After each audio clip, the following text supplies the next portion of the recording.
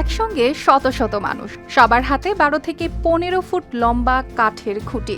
দেখে মনে হতেই পারে কাউকে পেটাতেই হয়তো তারা নেমেছে রাস্তায়, কিন্তু কয়েক সেকেন্ডের মধ্যেই বদলে যায় সে ধারণা। লম্বা খুঁটিগুলো একে একে উঠে যায় আকাশের দিকে, তারপর শুরু হয় একে অপরের সঙ্গে ধাক্কাধাক্কি। কিন্তু এমন কেন করছে তারা? স্থানীয়দের বিশ্বাস, এই বিশেষ আচার পালন করলে দূরে সরে যায় দুর্ভাগ্য, কেটে যায় অমঙ্গল, আর জীবনে আসে সৌভাগ্য। ইন্দোনেশিয়ার বালির বাদুং জেলার মুঙ্গু গ্রামে প্রতি বছর অনুষ্ঠিত হয় এই ব্যতিক্রমী আয়োজন। এর নাম মেকোটেক। কনিঙ্গান দিবস উপলক্ষে পালিত হয় এই উৎসব, যা বালিনিজ হিন্দু ধর্মের সবচেয়ে পবিত্র উৎসবগুলোর একটি।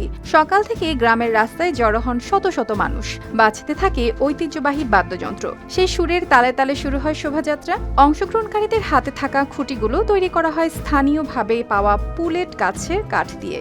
শোভাযাত্রার এক পর্যায়ে সবাই নিজেদের খুঁটি একসঙ্গে উঁচু করে ধরেন, এরপর সেগুলো একে অপরের সঙ্গে ধাক্কা দিয়ে তৈরি করার চেষ্টা করেন একটি চলন্ত কাঠের টাওয়ার। আর এই আচারটির নাম মেকোটেক। স্থানীয়দের কাছে এটি শুধু একটি উৎসব নয়, বিশ্বাসেরও প্রতীক। তাদের ধারণা, এই আচার পালন করলে দূরে সরে যায় অমঙ্গল, কেটে যায় দুর্ভাগ্য ও পরিবারে নেমে আসে শান্তি ও সমৃদ্ধি। তাই প্রতি বছর গ্রামের তরুণ থেকে প্রবীণ অসংখ্য মানুষ স্বতঃস্ফূর্তভাবে অংশ নেন এই আয়োজনে।